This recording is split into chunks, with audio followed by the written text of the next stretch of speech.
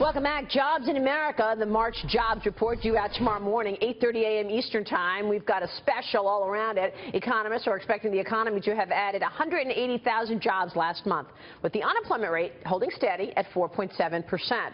This, of course, after we saw a blowout number from ADP yesterday. The private payroll surged by 263,000 jobs last month, according to ADP. Joining us right now is Korn Ferry Vice Chairman Alan Guarino. Alan, great to see you. Good morning, Maria. Thanks so much for joining us. You're right there. You know, you've got your finger on the pulse in terms of putting people to work in the white-collar space.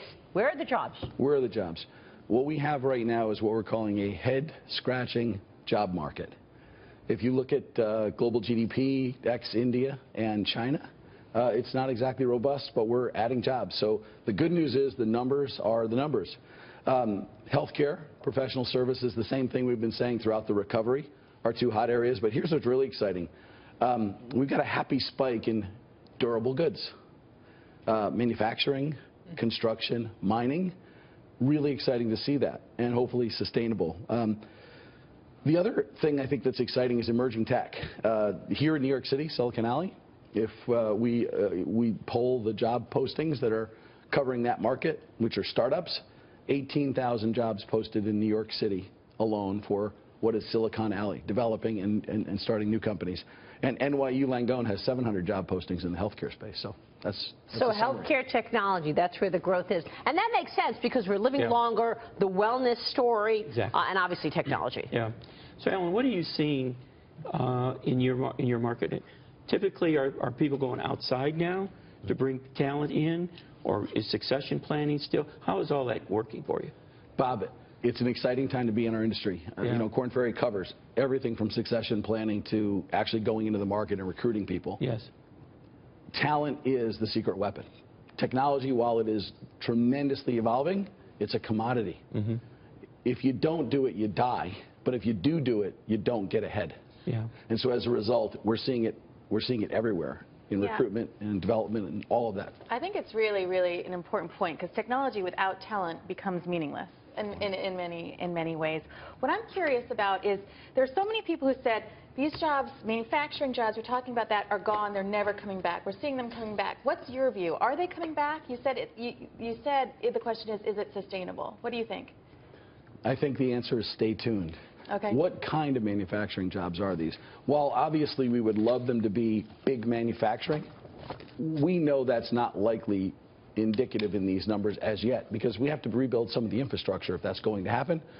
But I do hope it's small business manufacturing. You know, that company in upstate New York that produces, you know, metal boxes or whatever. That would be exciting because that'll help these local communities. Is the restrictions on the H-1B controversy that's out there now, is that having a positive impact on your business? You know, Bob, the whole immigration issue is critical to the workforce planning of the nation. I have friends, Porpelia Farms in upstate New York. It's critical for them. Without the visa programs, they literally can't staff these farms. Yeah. On the professional side, engineers, manufacturing, I guess we call them data analytics engineers. True scarcity, and I don't think we're minting enough in higher ed in the U.S. But the Trump administration did reopen the H-1B visa program, I think, in the last week. Yes. And it was only some small restrictions on trying to crack down on companies who use the H-1B visa program and abuse it to import people and then get basically outsource jobs and get rid of people here, which we've seen time and again. Yes. Like, particularly Americans who work on phone banks. Yes. And things like that, or basically technology, phone reps, and things of that nature. So that's not necessarily a bad thing for the job market. No, not at all. It's all part of the workforce plan mix, and I just hope that government does smart things with it to enable the growth to be fed with the talent necessary. Because if not, it becomes a choke point. Yeah, but is the onus on government or is the onus on private business to actually create the skill sets and do the training that's required for some of these jobs that you're talking about? Spot on, right. So while we want to trust the education system, that's a whole topic for another day.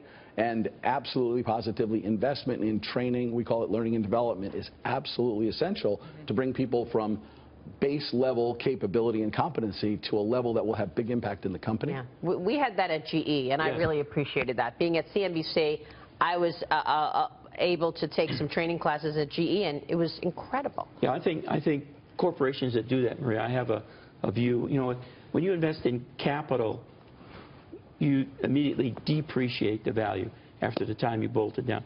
When you invest in individuals, there's a double entendre. One, you're showing appreciation, but the person's value appreciates. Yeah. And so I really applaud corporations that do that, Maria. Bob, It's very valuable. That topic, you know, we'd love to see human capital as an asset on the balance sheet, and I think that's coming. Yes. We did a study that there's $1,200 trillion at Korn Ferry, $1,200 trillion worth of human capital deployed today, creating basically productivity, and there's only $520 trillion in physical capital. Right. So where is productivity coming from? Well, certainly it's coming from people. Yeah, for sure. It's all about people. Human Alan, capital. always great insights from you. Thank you so much. Thanks for having me. Alan Guarino joining us there from Korn Ferry.